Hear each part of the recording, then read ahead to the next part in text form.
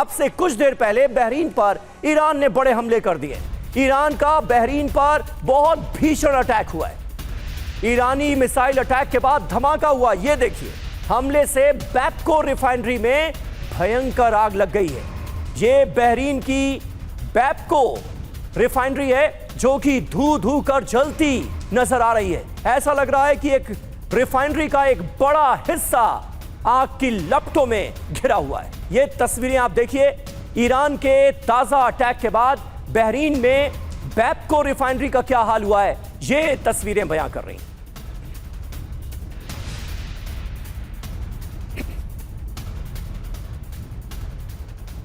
तो बैपको oil refinery पर missile और ड्रोन अटैक से ईरान ने इसे दहला दिया है। हमले के बाद रिफाइनरी में भीषण आग लग गई है, बड़ा नुकसान हुआ है। बहरीन में बैपको ऑयल रिफाइनरी की एक और तस्वीर देखिए, दूर से ली गई ये तस्वीर, और इसमें आग और धुएं का गुबार दूर से नजर आ रहा है।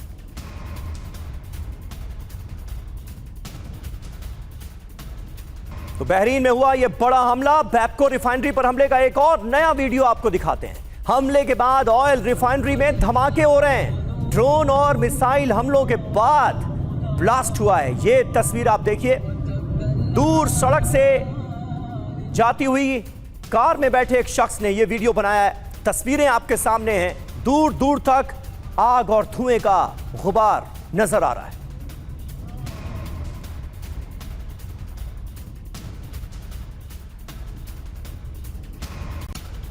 और बैपको रिफाइनरी में ईरान का यह तीसरा बड़ा हमला है। इससे पहले 9 मार्च और 5 मार्च को भी हमला हुआ था।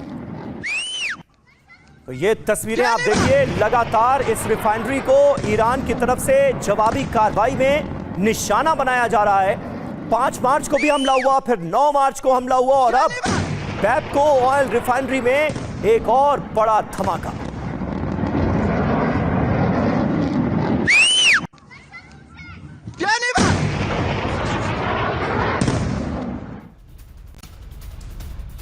और यहां आपको बता दें कि बैपको रिफाइनरी बहरीन की सबसे बड़ी रिफाइनरी है। खाड़ी क्षेत्र में तेल सप्लाई और रणनीतिक रूप से भी इसे बेहद अहम माना जाता है। और यही बैपको ऑयल रिफाइनरी तबाह होती नजर आ रही है ईरान के ताजा हमले में।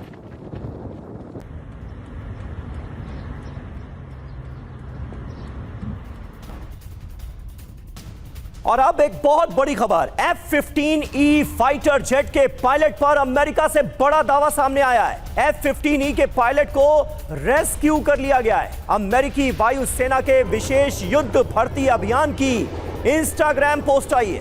पोस्ट में पायलट को बचाने का दावा किया गया है। तो ये खबर निश्चित तौर पर बड़ी है, और अगर ये दावा सही है तो दूसरे पायलट को भी अमेरिका ने बचा लिया है ईरान के चंगुल से। इस लिहाज से यह खबर अपने आप में बड़ी है, क्योंकि अभी तक कोई आधिकारिक पुष्टि नहीं हुई थी कि दूसरा पायलट बच गया है। लेकिन अब अमेरिका की ओर से जो दावा किया गया है वो अहम नजर आ रहा है, क्योंकि अमेरिकी वायुसेना के, अमेरिकन एयरफोर्स के विशेष युद्ध भर्ती अभियान ने थोड़ी देर पहले एक इंस्टाग्राम पोस्ट की है, और इस पोस्ट में पायलट को बचाने की बात कही गई है।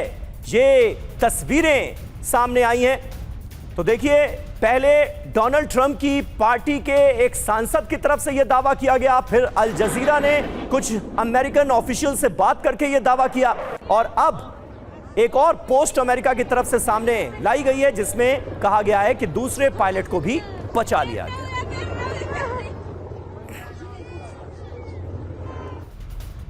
और अल जजीरा मीडिया नेटवर्क ने दावा किया है कि दूसरा पायलट भी बरामद किया गया है। रेस्क्यू के दौरान भारी गोलाबारी हुई है, ये दावा किया गया है। तो अल जजीरा मीडिया नेटवर्क की तरफ से यह दावा किया जा रहा है इस खबर को लेकर कि रेस्क्यू किया गया है, और रेस्क्यू के दौरान भारी गोलाबारी हुई है। यानी ईरान और अमेरिका की फोर्सेस के बीच आमने सामने की एक तरह से आप कह सकते हैं कि जंग लड़ी गई, और उसके बाद दूसरा पायलट भी बरामद कर लिया गया है, उसे बचा लिया गया।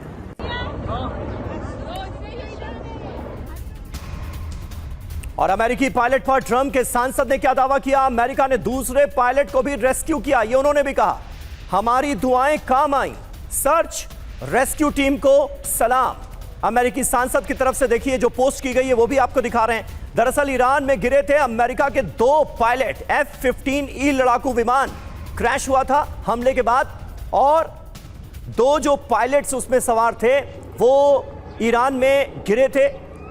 और अब जानकारी ये मिल रही है कि दूसरे पायलट को भी रेस्क्यू कर लिया गया है। पहले पायलट को पहले ही बचा लिया गया था। टेल अवीव से सीधे मनीष झा के पास आपको लिए चलते हैं। मनीष, ये खबर बहुत बड़ी है क्योंकि दूसरा पायलट भी अमेरिका के कब्जे में आ चुका है और अमेरिका ने दूसरे पायलट को भी बचा लिया है। निश्चित तौर पर डोनाल्ड ट्रंप की साख पर बड़े सवाल उठते अगर इस पायलट को बचाया नहीं जा सकता होता। लेकिन क्या अब यह जानकारी पुख्ता तौर पर दुनिया के सामने आ चुकी है और अमेरिकन ऑफिशियल्स भी इसे कंफर्म कर रहे हैं कि दूसरा पायलट अब उनके पास है? देखिए, पिछले 48 घंटे से सैकड़ों अमेरिकी कमांडो, दर्जनों हेलीकॉप्टर और फाइटर जेट के बैकअप के साथ उस इलाके में अपना सर्च अभियान कर रहे थे, और जिसके जवाब में ईरानी पुलिस, ईरानी मिलिट्री ऑफिशियल्स और IRGC के लड़ाकों के बीच के साथ उनकी भारी गोलीबारी हो रही थी। बल्कि रात में जिस किस्म की लड़ाई हुई थी वो आज 36 दिन बीत जाने के बाद भी ऐसी लड़ाई नहीं हुई है। और पहली बार अमेरिकी सेना और ईरानी फोर्स के बीच में ये ग्राउंड ऑपरेशन चल रहा था। इस इंटेंस फायरिंग के बीच में ये जानकारी आ रही है, लेकिन अभी भी आधिकारिक सूचना का इंतजार है, क्योंकि मुझे ऐसा लगता है कि जैसे ही एक बार वो सुरक्षित पहुंच जाएगा या अमेरिकी हाथ में आ जाएगा तो ट्रंप खुद ही पूरी दुनिया को बताने के लिए और क्रेडिट लेने से चूकेंगे नहीं। तो चूंकि अभी ट्रंप ने कुछ नहीं कहा है, पेंटागन ने कुछ नहीं कहा है और किसी आधिकारिक स्तर पर कोई सूचना नहीं दी गई है, लेकिन हाँ, ट्रंप की पार्टी के ही एक अमेरिकी सांसद जो कि खुद भी एयरफोर्स से रिटायर्ड ब्रिगेडियर रहे हैं, उन्होंने ये दावा किया है कि दूसरे पायलट को बचा लिया गया है। कुछ और दूसरी अंतर्राष्ट्रीय न्यूज एजेंसी की तरफ से भी कुछ सोर्सेज के हवाले से ये दावा किया गया है, लेकिन आधिकारिक पुष्टि नहीं हुई है। अभी तक जो पता चला है और जो इजराइल में रहकर हमें समझ में आ रहा है कि पिछले 6-8 घंटे से बहुत भयानक लड़ाई हो रही है अमेरिकी कमांडो और ईरानियन फोर्सेस के बीच में, उस इलाके में जहां पर पायलट हैं। बल्कि वहां पर जो लोकल बहुत सारे लोग उस इलाके में पहुंच गए थे, तो अमेरिकी गोलीबारी में बहुत से लोग मारे भी गए हैं। और इस इंटेंस फायरिंग के बीच में दूसरे पायलट को बचा लेने की खबरें आई है, लेकिन अभी भी TV9 आधिकारिक जानकारी का इंतजार कर रहा है। बिल्कुल, क्या अमेरिका ने अपने दूसरे पायलट को भी बचा लिया? लेकिन अगर वो बचा लेते हैं तो निश्चित तौर पर ये मौजूदा हालात में सबसे बड़ा और खतरनाक रेस्क्यू ऑपरेशन होगा जो अमेरिकी स्पेशल फोर्स कर दिखाएगी। बिल्कुल सही बात है। और अभी तक हालांकि अमेरिका की तरफ से कोई आधिकारिक पुष्टि नहीं हुई है, लेकिन जगह जगह से ये दावे किए जा रहे हैं कि दूसरे पायलट को भी बचा लिया गया है। ग्रुप कैप्टन DK पांडे भी हमारे साथ मौजूद हैं। पांडे सर, आप हमारे दर्शकों को बेहतर समझा सकते हैं, F-15E क्रैश होता है उस पर अटैक के बाद, और उसके बाद दोनों जो पायलट्स थे, अमेरिकी पायलट्स थे, वो ईरान में ही, ईरान की सरजमीन पर ही गिरते हैं। इस तरह के ऑपरेशन को अंजाम देना कितना मुश्किल होता है, अगर आप हमें इसकी डिटेलिंग बता पाएं? जय हिंद। देखिए, बहुत ही महत्वपूर्ण है कि आपने पीट हेग्सेथ ने और डोनाल्ड ट्रंप लगातार बोलते रहे कि एयर सिक्योरिटी है। अगर एयर सिक्योरिटी है तो ऐसे माहौल में ही ऐसे डायनेमिक टारगेटिंग जो ऑपरेशंस कर रहा था F-15, उसको बोलते हैं डायनेमिक टारगेटिंग। उसमें ये होता है कि आप जहाज वहां पर उस इलाके में ऑपरेट करता है जहां पर काफी सारे टारगेट्स हैं ग्राउंड पर, और उनको पहचान नहीं पा रहा है वो, तो उनको सूचना दी जाती है कि टारगेट कहाँ है और वो उनको भेजता है। ये पूरी प्रक्रिया है। अब जब F-15 आया तो वहां पर उन्होंने उम्मीद नहीं की थी कि जो शोल्डर फायर मिसाइल्स होती हैं वो भी हैं, और बैवर 375 को ईरान ये क्लेम कर रहा है कि उन्होंने एडवांस और उसके अंदर और काफी सारे इंप्रूवमेंट किए हैं। बैवर 375 के बारे में बता दूं कि ये उनका सबसे बढ़िया surface to air missile system है, और ये वर्टिकल मिसाइल भी लॉन्च कर सकता है, और जिसकी रेंज लगभग 300 किलोमीटर कही जाती है मिसाइल की मारने की क्षमता। तो ऐसे माहौल में इस पर जो है भेजा गया और पायलट ने इजेक्ट किया। इसमें 2 पायलट होते हैं, एक तो जहाज उड़ाता है, दूसरा होता है weapon system officer. Weapon system officer को रेस्क्यू नहीं किया गया। इस रेस्क्यू ऑपरेशन के लिए combat search and rescue team भेजी गई, जिसमें कि 2 2 ब्लैक हॉक थे, एक A-10 जहाज था। A-10 जो है जहाज इसलिए रखा गया था, ये भी एक कॉम्बैट एयरक्राफ्ट है जो कि इन हेलीकॉप्टर को जो कि वहां पर सर्च कर रहे हैं उनकी सुरक्षा पर ध्यान दें, लेकिन उसमें उसके पर भी अटैक किया गया। कल अमेरिका के लिए बहुत ही बड़ा बुरा दिन था, ब्लैक डे कहा जा सकता है। उनके 10 जहाज जो हैं वो ईरान ने टारगेट किए, जिसमें से कि एक F-15, एक उनका MQ-9 और A-10 उनको पूरा तरह उनको ध्वस्त कर दिया गया। साथ में 2 F-16, एक जो चार्ली 47 का जो हेलीकॉप्टर था वो, और तीसरा जहाज जो था वो था जो KCR जो एयर टू एयर रिफ्यूअल था। बिल्कुल 10 जहाजों को उनको टारगेट किया, 10 जहाजों को टारगेट किया गया। और निश्चित तौर बता पर दूं कि ये इलाका जो है वहाँ पर ट्राइबल्स हैं, काफी वहाँ पर कबायली लोग हैं जिनको नहीं पता। और ईरान सरकार ने घोषणा की थी कि जो भी इस पायलट को खोजेगा उसको $50,000 मिलियन का इनाम दिया जाएगा।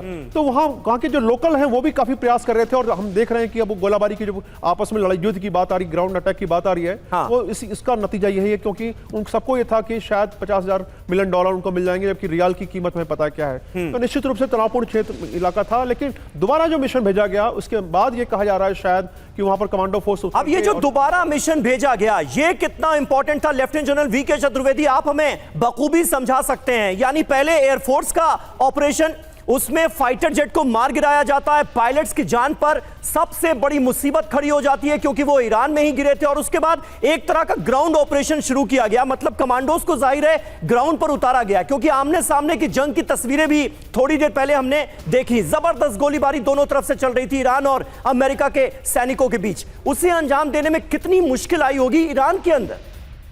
समीर, ये बहुत ही कॉम्प्लेक्स ऑपरेशन होता है रेस्क्यू एंड मिशन। इसमें बहुत ही वेल ट्रेन्ड जो पायलट्स होते हैं वो इस तरह के मिशन लेते हैं। इसके साथ साथ जब ये ग्राउंड ऑपरेशन की ज़रूरत पड़ती है तो वो भी इसमें, क्योंकि वहाँ पे ईरानियन ट्रूप्स भी और बाकी जो, क्योंकि इनाम घोषित किया था तो हो सकता है ये कबायली भी उसकी कोशिश कर रहे होंगे, और उन सब के बीच में वहाँ जाना और इस हमारे पायलट को, जो US पायलट है, उसको सुरक्षित लेकर आना एक बहुत ही गंभीर और कॉम्प्लेक्स ऑपरेशन है।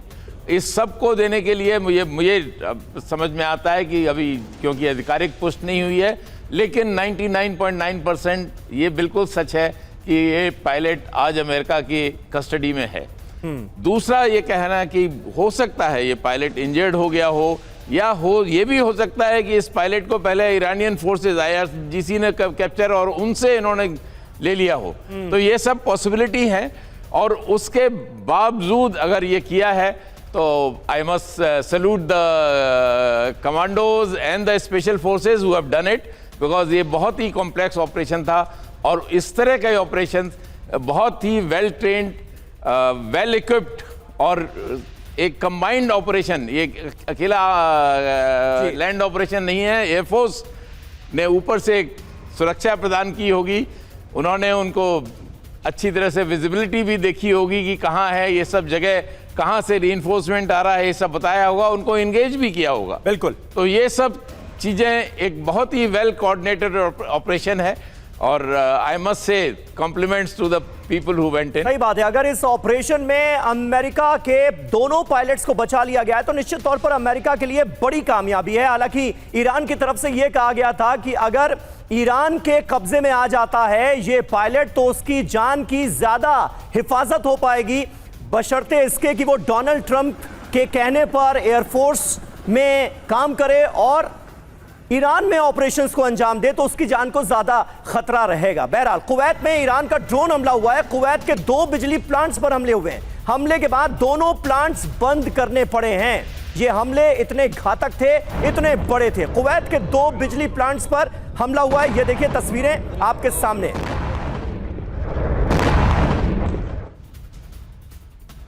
और कुवैत में ईरान का विध्वंसक अटैक हुआ है। कुवैत में पेट्रोलियम बिल्डिंग पर भी ईरान ने मिसाइल अटैक कर दिया। हमले के बाद इमारत में भयंकर आग लग गई। ये देखिए तस्वीरें। कुवैत में ईरान के एक और विध्वंसक अटैक की पेट्रोलियम बिल्डिंग को उड़ाने की कोशिश की गई है। बड़ा नुकसान हुआ है।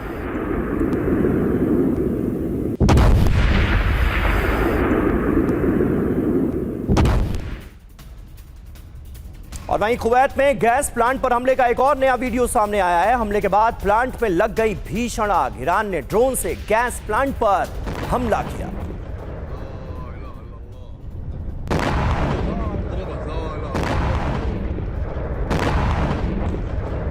तो ये तस्वीरें आपको दिखा रहे हैं ईरान के छोटे छोटे ड्रोन कैसे बड़ी तबाही मचाने में कामयाब हो रहे हैं। ये तस्वीरें इसकी गवाह हैं। ये कुवैत का एक और गैस प्लांट जिसकी तस्वीरें हम आपको दिखा रहे हैं। हमले के बाद भीषण आग लग गई और यह हमला भी एक छोटे से ड्रोन के जरिए अंजाम दिया गया।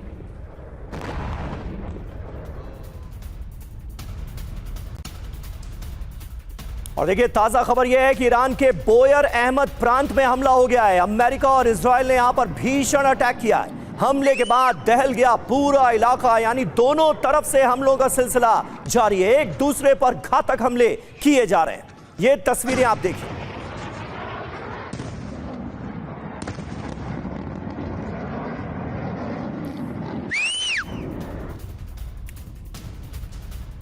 और इस वक्त एक और बड़ी खबर है। ईरान समेत अरब देशों में परमाणु विकिरण का खतरा। ईरान के बुशहर परमाणु प्लांट से पैदा हुआ खतरा। ईरानी विदेश मंत्री अब्बास अराक्ची का बयान, बुशहर से परमाणु रिसाव से खतरे में अरब देश भी हैं, ये कहा है अब्बास अराक्ची ने।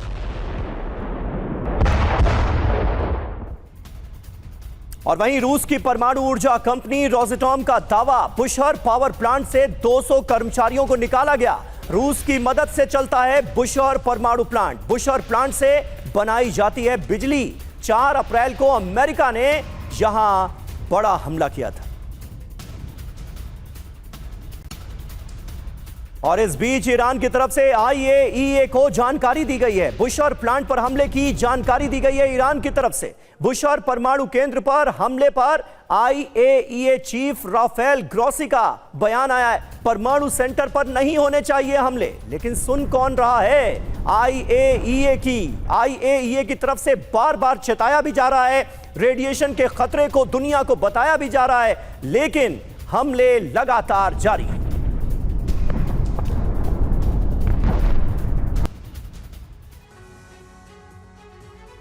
तो अब बात हो रही है अरब देशों में एटमी खतरे की। बुशहर परमाणु प्लांट पर कुल 4 हमले हुए हैं। प्लांट से परमाणु विकिरण का खतरा है।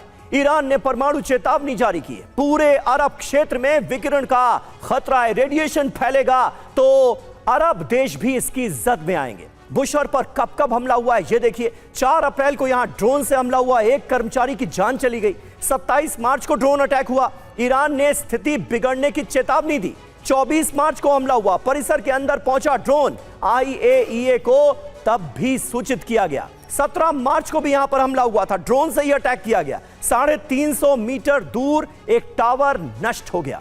बुशहर सेंटर क्या है इसके बारे में भी जान लीजिए। ईरान का यह पहला परमाणु बिजली प्लांट है। ईरान की ऊर्जा जरूरतों का यह बहुत अहम हिस्सा माना जाता है।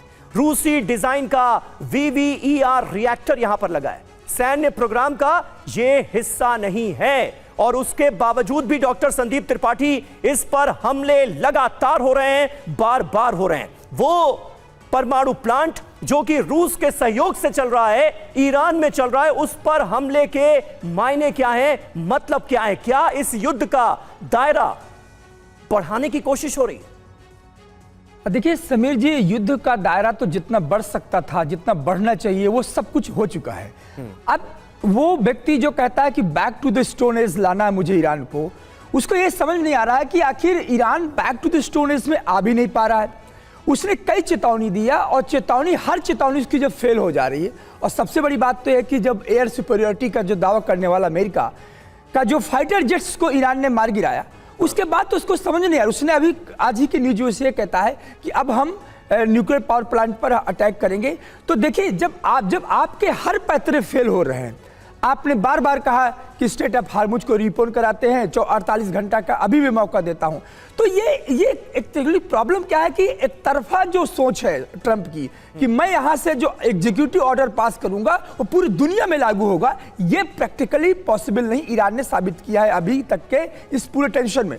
और सबसे बड़ी बात, अभी आपने बुशहर न्यूक्लियर पावर प्लांट की बात की है और ये भी बताया कि ये रूस के सहयोग से संचालित होता है। तो देखिए, ये जो दौर है, इस दौर में मुझे लगता है कि सबसे बड़ा जो त्राहिमाम होने वाला है वो दुनिया का जो supply chain system, energy crisis.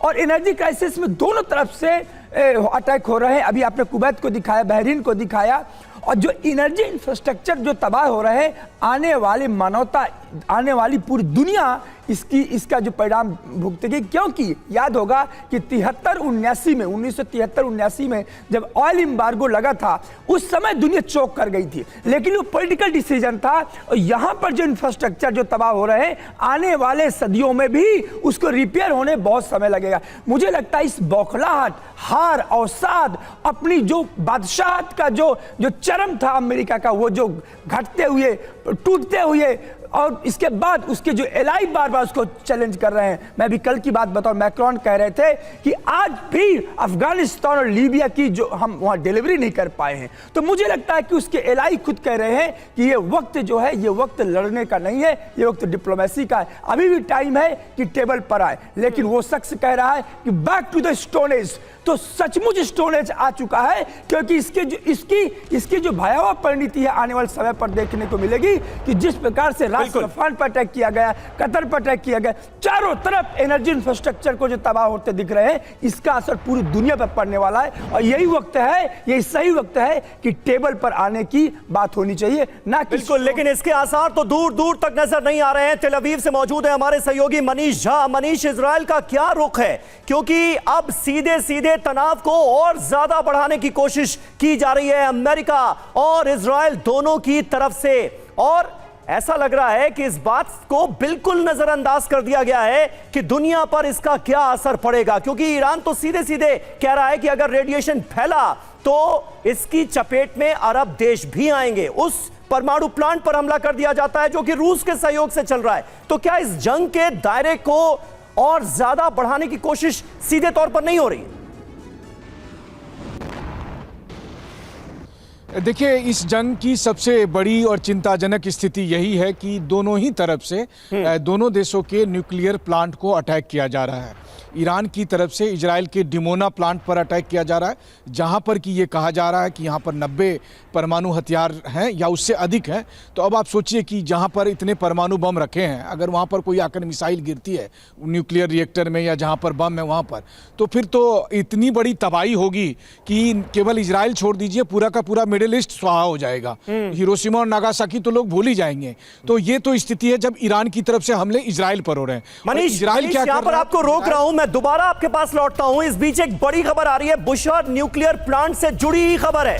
Bushahr में फंसे रूसी वैज्ञानिक, रूस ने इजराइल से किया संपर्क। बुशहर में हमले रोकने के लिए रूस ने इजराइल को कांटेक्ट किया है। ये इस वक्त की बड़ी खबर सामने आ रही है, क्योंकि बुशहर पावर प्लांट में कुछ रूसी वैज्ञानिक भी फंस गए हैं। हमने आपको बताया था कि किस तरह से बुशहर न्यूक्लियर प्लांट को बार बार निशाना बनाया जा रहा है, और यहां पर रेडिएशन का खतरा भी आने वाले वक्त में पैदा हो सकता है, इसकी आशंका बनी हुई है। और रूस के सहयोग से यह पावर प्लांट चलाया जाता है, और रूसी वैज्ञानिक भी यहां पर मौजूद थे। बुशहर में कई रूसी वैज्ञानिकों के फंसने की खबर आ रही है। मनीष, इसे लेकर कोई अपडेट है क्या आपके पास? बिल्कुल समीर, देखिए, सबसे बड़ी बात है कि बुशहर में जहां पर कि रोसएटम के स्टाफ वहां पर मौजूद हैं, रूसी वैज्ञानिक मौजूद हैं, और अब रूस को ये लगता है कि एक महीने में 4 बार वहां अटैक हो चुके हैं। कुछ भी हो सकता है, एक बड़ी न्यूक्लियर ट्रेजेडी हो सकती है, तो उनको वो वहां से निकालना चाहते थे, और इसलिए रूस की तरफ से इजराइल को कॉन्टैक्ट किया गया है। इनसे कहा गया है कि जब तक हम अपने स्टाफ को नहीं निकाल लेते हैं, वहाँ पर आप स्ट्राइक नहीं करिए, और एक सेफ रूट हमें दीजिए ताकि हम वहाँ उससे निकाल लें और फिर आप करें। देखिए, रूस जहां ईरान की मदद कर रहा है बुशहर न्यूक्लियर प्लांट को चलाने में या दूसरे तरीके से, वहीं दूसरी तरफ रूस के इजराइल के साथ भी बहुत बेहतर ताल्लुकात हैं। आपने देखा होगा कि इस जंग में रूस इजराइल को लेकर बहुत कुछ संभल कर भी बातें करता है, और ऐसी स्थिति में रूस ने इजराइल से संपर्क साधा है कि आप वहां पर स्ट्राइक बंद करें अभी, ताकि हम अपने वैज्ञानिकों को वहां से हम निकाल सके बुशहर न्यूक्लियर प्लांट को लेकर।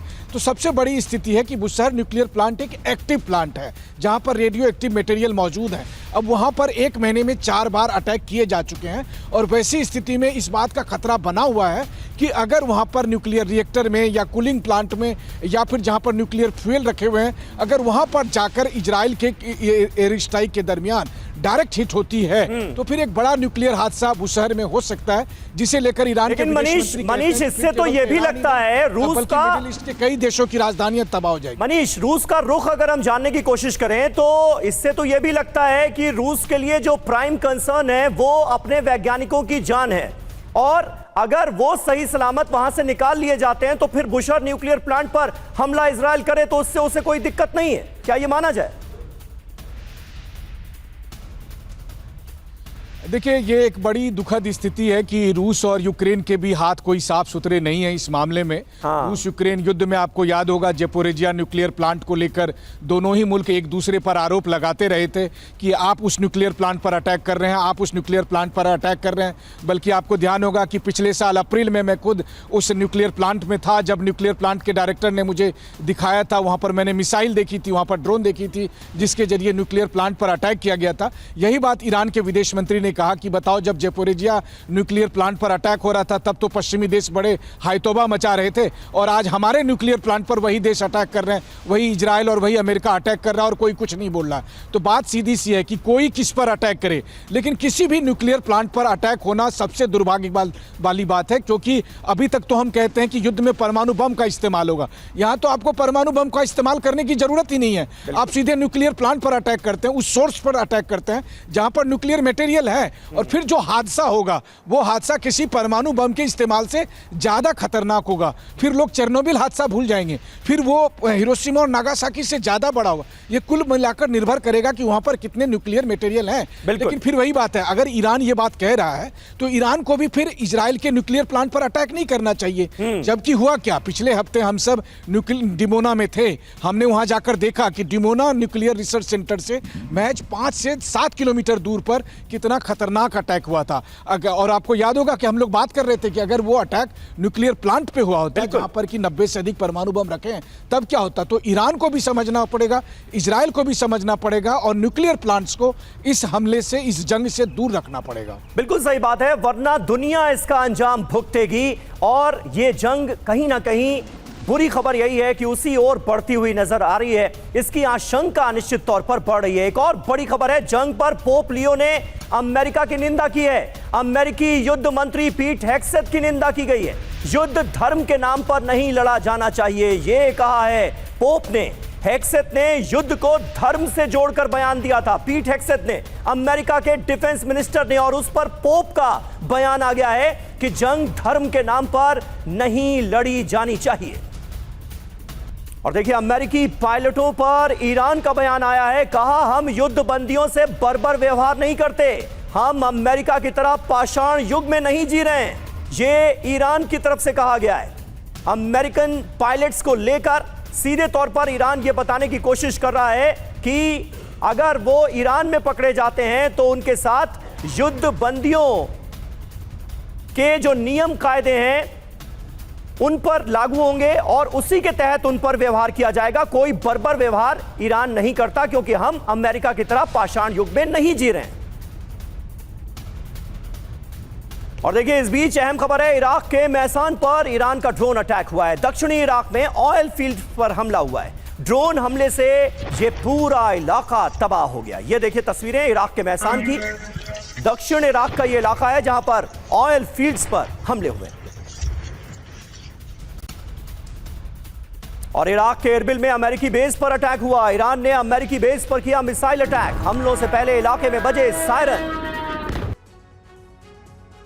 तो देखिए, ईरान जंग में अमेरिका को अपने कई फाइटर जेट्स, हेलीकॉप्टर और एडवांस ड्रोन खोने पड़े। आपको दिखाते हैं कि ईरान जंग में अमेरिका को कितने विमानों का नुकसान हुआ है। पूरी डिटेल आपके सामने ये रही। विमान कितने तबाह हुए, ये देखिए। F-35 विमान एक तबाह हो चुका है। $110 मिलियन इसकी कीमत है, भारी भरकम कीमत। F-35 एक विमान गया। इसके अलावा 4 F-15E स्ट्राइक ईगल विमान भी नष्ट हो गए, बर्बाद हो गए, तबाह हो गए। $90 मिलियन एक F-15E स्ट्राइक ईगल विमान की कीमत है और 4 की संख्या में ये अब तक तबाह हो चुके हैं। इसके अलावा 18.8 मिलियन डॉलर का एक A-10 थंडरबोल्ट 2 विमान भी नष्ट हो गया है अब तक ईरान के हमले में। तो अमेरिका को देखिए कितना नुकसान उठाना पड़ रहा है। 270 मिलियन डॉलर का एक E-3G सेंट्री विमान भी नष्ट हो गया है अब तक की जंग में। इसके अलावा 40 मिलियन डॉलर के KC-135 टैंकर, जिनकी संख्या 8 के करीब बताई जा रही है, ये भी इस जंग में तबाह हो चुके हैं। 30 मिलियन डॉलर के 17 MQ-9 रीपर ड्रोन भी नष्ट किए हैं अब तक ईरान ने। तो ईरान की तरफ से जो पलटवार किया जा रहा है उसमें अमेरिका को भी बड़े नुकसान का सामना करना पड़ रहा है। एक अहम खबर है, ईरान के तबरेज में इजराइल का हवाई हमला हुआ है। ईरान की मिसाइल यूनिट पर यह बड़ा हमला था। इजराइल की एयर स्ट्राइक के बाद यहां जबरदस्त धमाका हुआ है। ये देखिए तस्वीरें, हाहाकारी तस्वीरें सामने आई हैं। बैलिस्टिक मिसाइल लॉन्चर्स यहां पर किए गए हैं तबाह।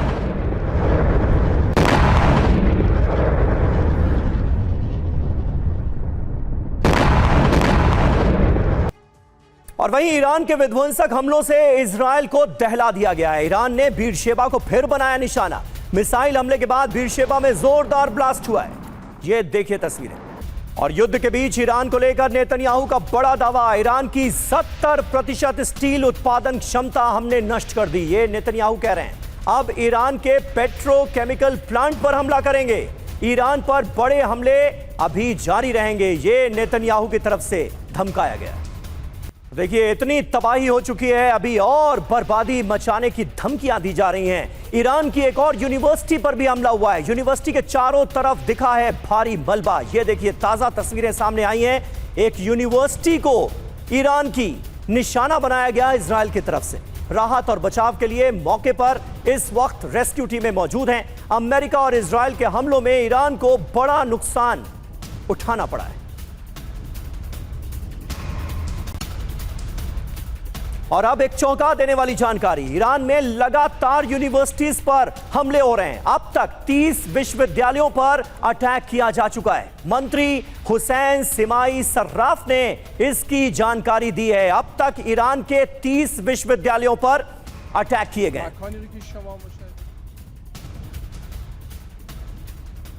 चतुर्वेदी सर, किस तरह से आप देखते हैं 30 यूनिवर्सिटीज को तबाह किया गया है? मतलब सिविलियन इंफ्रास्ट्रक्चर को भी बड़े पैमाने पर इस जंग में निशाना बनाया जा रहा है अमेरिका और इजराइल की तरफ से। समीर, ये लड़ाई जब शुरू हुई थी तभी लोगों ने कहा था कि ये इलीगल है, अनएथिकल है।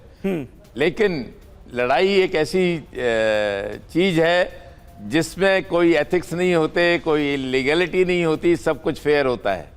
और जब आप दुश्मन की तरफ जाते हैं, दुश्मन को मारने के लिए, उस पर ज़्यादा से ज़्यादा प्रहार करने के लिए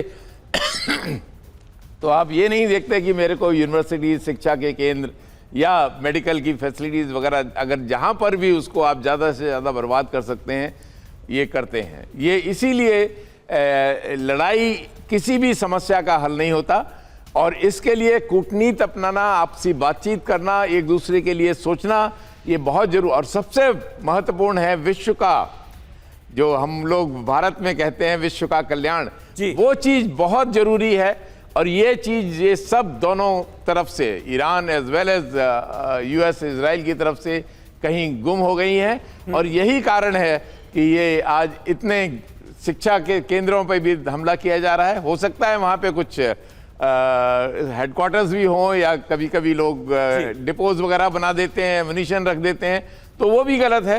बिल्कुल सही बात है। लेकिन बहुत महत्वपूर्ण बात आपने कही कि आज की तारीख में जो जंग चल रही है उसमें नियम कायदों का कोई पालन करेगा, इसकी उम्मीद करना बेमानी होगा। और अपने आप में जंग किसी मसले का हल नहीं, जंग अपने आप में खुद एक मसला है। काश ये बात दुनिया समझती तो ऐसी जंगें हमें देखने को ना मिलती। बहुत बहुत शुक्रिया आप सभी का हमारे साथ इस बातचीत में जुड़ने के लिए।